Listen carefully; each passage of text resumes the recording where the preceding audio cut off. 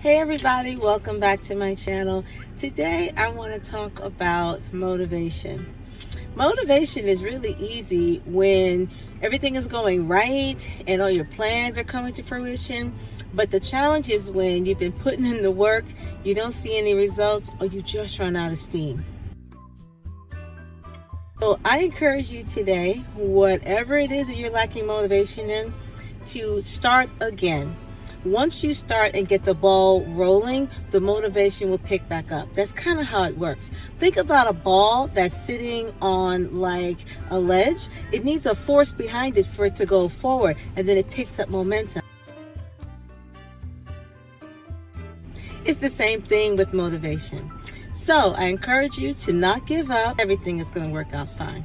Rome wasn't built in a day, and you certainly cannot eat an elephant all in one setting. It's one bite at a time. Virtual hugs go out to all those who need one, and I'll see you next time. Bye.